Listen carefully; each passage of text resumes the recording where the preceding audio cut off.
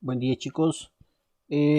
Vamos a trabajar un poco con textos funcionales. Ya habíamos casi terminamos nuestro bloque de textos funcionales. Solamente para este terminar con los tipos de textos funcionales de carácter escolar.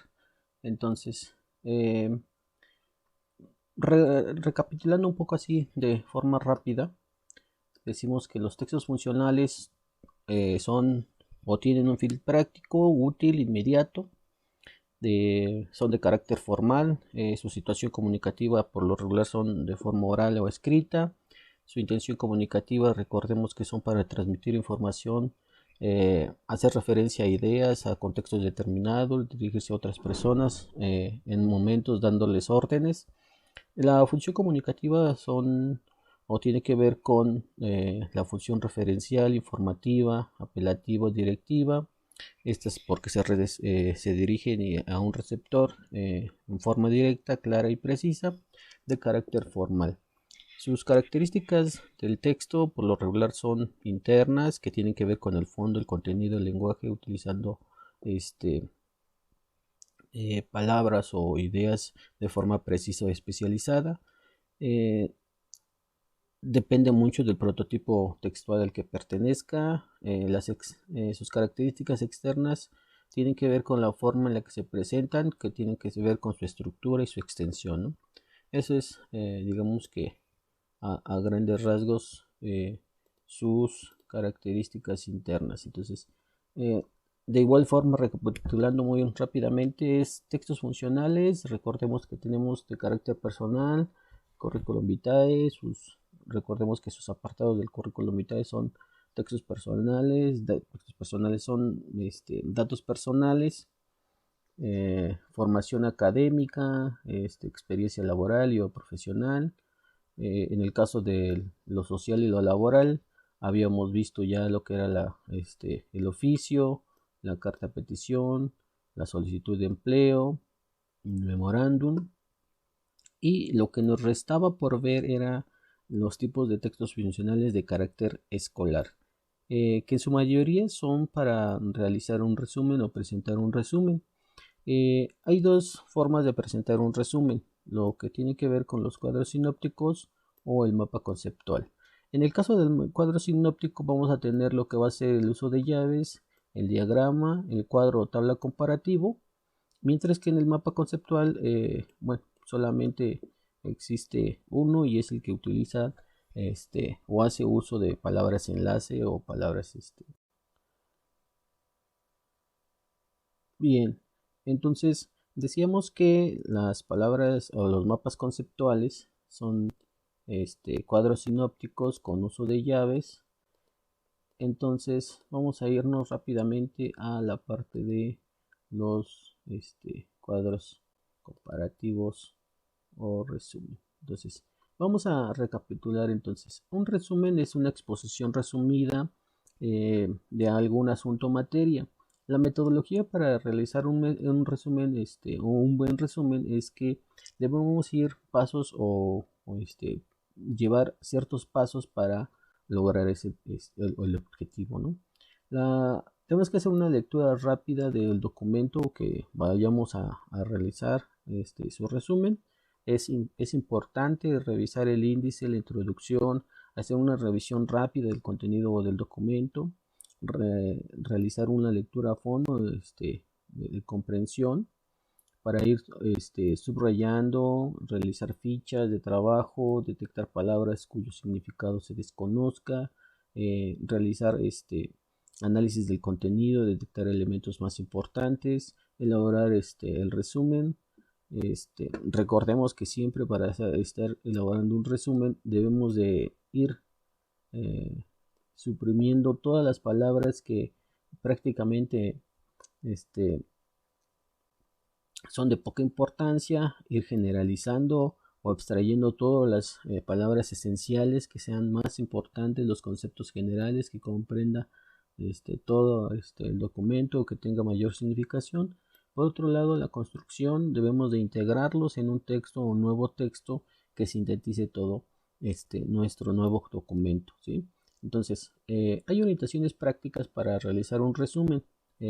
Siempre es importante tener una frase que indique la idea básica del documento, utilizar palabras en tercera persona, emplear frases cortas, aunque yo diría que fueran frases un poco más sintéticas, que utilizáramos palabras clave.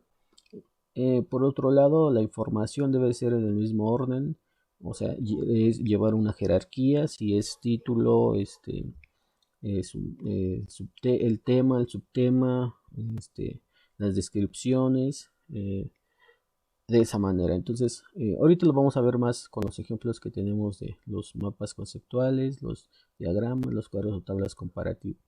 Entonces, para lograr estos conceptos significativos o que tengan una carga significativa dentro del texto, eh, eso es para elaborar un resumen, ¿sí? Eso es para elaborar un resumen. Ahora, vamos a los ejemplos de los cuadros, ¿sí? Eh, Vamos a pasar rápidamente aquí a los cuadros comparativos. Entonces, para presentar un resumen, no específicamente vamos a hacer el tradicional resumen de ir subrayando y sintetizando el texto, ¿no? Eh, Podemos utilizar para presentar un resumen un cuadro o tabla comparativo. ¿Qué tiene el cuadro o tabla comparativo? Bueno, la mayoría de los cuadros comparativos siempre vamos a notar los elementos, ¿sí? Los elementos de un costado a comparar, y por el otro lado vamos a marcar en la parte superior esas características que vamos a comparar. Entonces, por ejemplo, aquí tenemos la autobiografía, el diario, la memoria, el cuaderno de viaje, la anécdota, la carta, que son los elementos a comparar. ¿Y qué son estos elementos a comparar? Bueno, aquí le vamos, en la parte superior vamos a marcarles qué son esos elementos a comparar. Ahorita decimos que la autobiografía, el diario, la memoria, el cuaderno de viaje, la anécdota, la carta, son textos personales. Ahí vamos a marcarles que son los textos personales.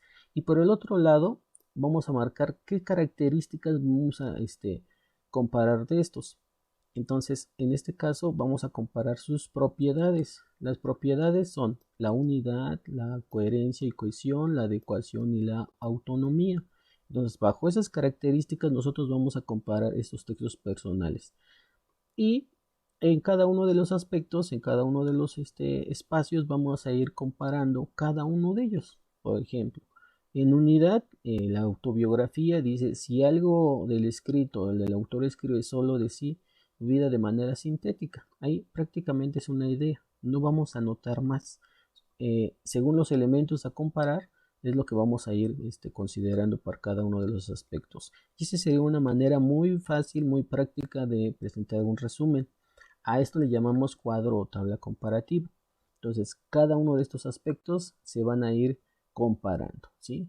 De uno con el otro. Entonces, eh, en algunos casos, si no tiene alguna característica para comparar dentro de lo que se está anotando en la parte de arriba, pues simplemente se deja en blanco.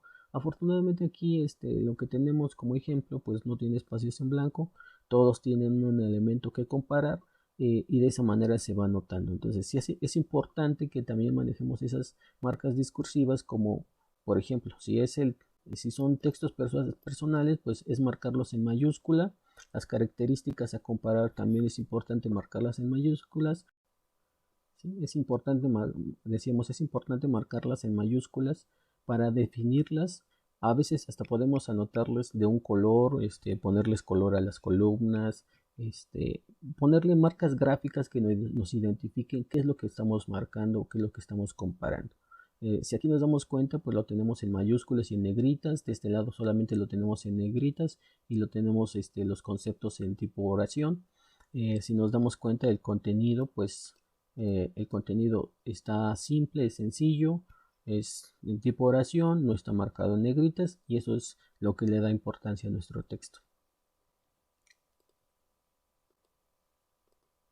Tenemos aquí otra forma de marcar este, un resumen que sería en el aspecto del diagrama.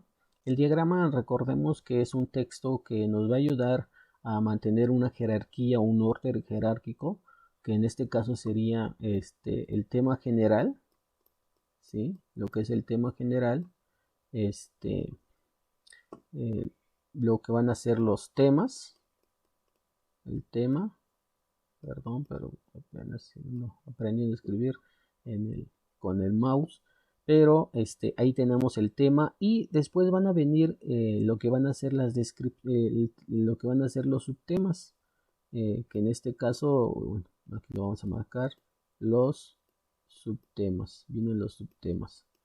Entonces, eso sería. Y por último vamos a tener, por ejemplo, algunas otras descripciones, ¿sí? De esta manera vamos a ir jerarquizando nuestra información.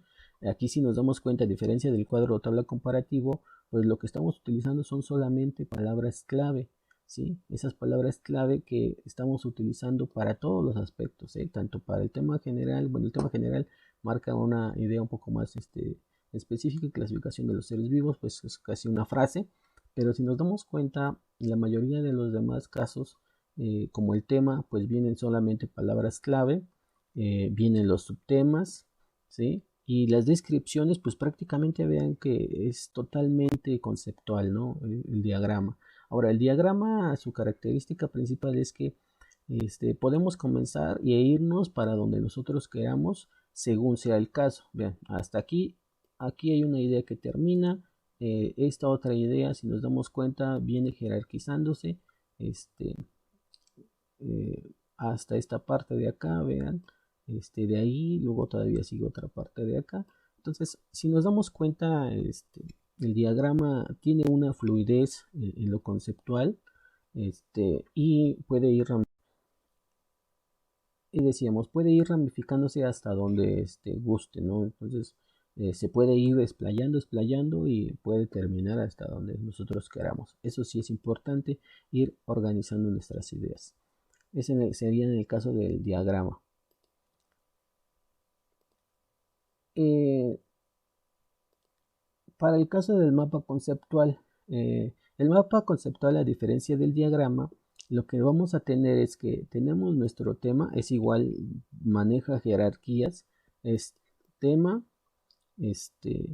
si nos damos cuenta en este pequeño mapa conceptual, nos lleva en una dirección de las flechas que nos va indicando para dónde ir, ¿no? Y prácticamente es una cuestión cíclica en este mapa conceptual.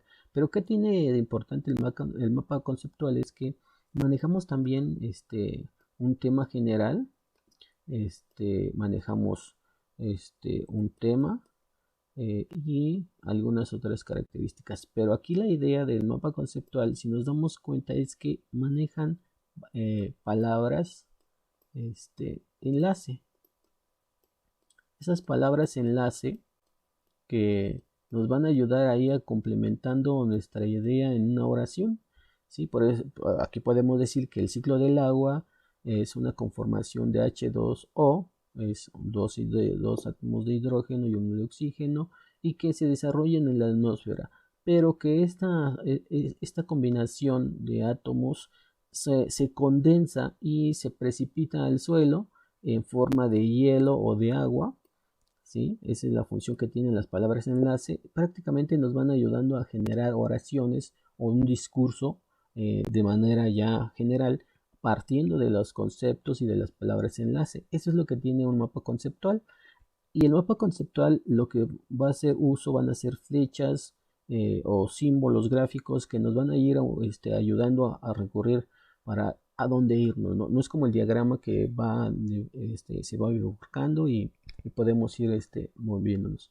En el caso del mapa conceptual, simplemente es ir relacionando las palabras o los conceptos clave y relacionándolas con las ideas. Entonces, eso sería un mapa conceptual. Es importante manejar esas palabras clave y estas palabras enlace. qué es lo que nos va a ayudar y la dirección de los aspectos gráficos que nos ayudan a complementar nuestra idea. Entonces podemos decir rápidamente que el ciclo del agua es una conformación de H2O que se desarrolla en la atmósfera, se condensa y se precipita al suelo en forma de hielo y agua. Se escurre esta sustancia que es agua y se evapora. Por otro lado, por otro lado, podemos decir que se filtra en el suelo y se desarrolla en el agua. Y estas ambas de nueva cuenta se evaporan y suben a la atmósfera y de nuevamente se condensan, y entonces por eso este mapa conceptual pues es cíclico, ¿no? Entonces, esos serían a grandes rasgos eh, lo que sería el mapa conceptual, este, el diagrama y el cuadro tabla comparativa. Buen día, chicos. Ahora, si retomamos nuestras ideas ya un poquito más teóricas, podemos decir que en los aspectos de textos funcionales de tipo escolar, el mapa conceptual va a ser una representación gráfica con contenido conceptual. Ese contenido conceptual que nosotros vamos a estar utilizando pues va a ser para eh, marcar ciertos elementos que integren los conceptos básicos de un documento, palabras que se enlazan, las proposiciones, que es lo que les decía, para conformar ideas y referencias. ¿Sí? Entonces es importante que entendamos esto o el uso de los mapas conceptuales. Acá, por ejemplo, teníamos en el cuadro, los cuadros sinópticos también son de manera gráfica, presentan un resumen. Aquí es importante marcarles que el cuadro sinóptico es una visión de conjunto. O sea, simplemente nos presenta una idea en un conjunto relacionado con palabras clave, ¿no? Los cuadros o tablas comparativos lo que nos presenta son varios elementos, ya lo decíamos hace un rato. Vamos a tener el tradicional mapa ¿cómo se llama? El cuadro sinóptico con uso de llaves que, bueno, yo no se los puse porque, pero acá creo que tenemos un ejemplo de este cuadro sinóptico de uso con uso de llaves. Este es el tradicional, ¿no? El que todos conocemos y el que nos podemos nos podemos apoyar para presentar una idea de un tema, un resumen, de manera específica. Entonces, esto es un cuadro sinóptico con uso de llaves. Y bueno, esto creo que es a grandes rasgos los textos personales de tipo escolar, marcando el cuadro sinóptico y el mapa conceptual. Entonces tenemos los textos funcionales de este tipo, que sería el del escolar.